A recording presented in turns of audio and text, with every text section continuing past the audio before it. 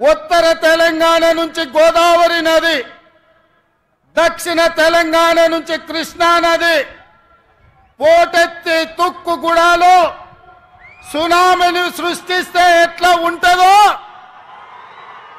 వందలు వేలు లక్షలలో కాంగ్రెస్ పార్టీ కార్యకర్తలు రాజీవ్ గాంధీ ప్రాంగణం తుక్కుగూడలో కదము తొక్కితే ఆనాడు బీఆర్ఎస్ ను తుక్కుగా ఎట్లా తొక్కిండ్రో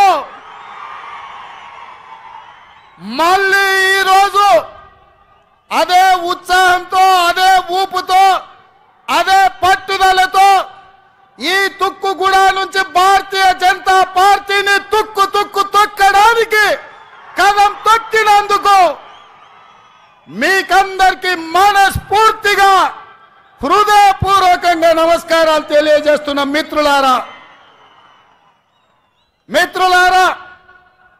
7 అంతస్తుల మేడ బలంగా ఉండాలి అంటే పునాదులు బలంగా ఉండాలి.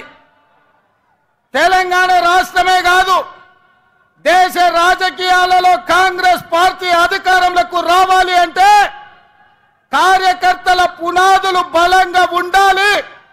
తండాలలో, గూడాలలో, మారుమూల పల్లెల్లో, పట్టణాలలో మీలాంటి లక్షలాది మంది కార్యకర్తలు కాంగ్రెస్ పార్టీ సైనికులై 100 అంతస్తుల మేడలను నిర్మించాలన్నా మీరు సైనికులుగా నిలబడి కొట్లాడినప్పుడే పార్టీ నిలబడుతుంది. ఎన్ని కష్టాలు వచ్చినా, ఎన్ని నష్టాలు వచ్చినా, ఎన్ని కేసులు పెట్టినా, ఎంతమంది జైల్లో పెట్టినా మీ రక్తాన్ని చెమటగా మార్చి మీ ఊపిరినైనా వదిలిండ్రు గాని ఈ మువ్వన్నెల జెండా వదలలేదు. మీ శ్రమతోనే, మీ కష్టంతోనే, మీ త్యాగంతోనే ఈ తెలంగాణ రాష్ట్రంలో ఇందిరమ్మ రాజ్యం ఏర్పడ్డది. ఇందిరమ్మ రాజ్యంలో సోనియమ్మ ఇచ్చిన సంక్షేమాలు 6 గ్యారంటీలను ఇవాళ మనం అమలు చేస్తున్నాం. సోదరులారా, ఇవాళ మిత్రులారా, ఈ తెలంగాణ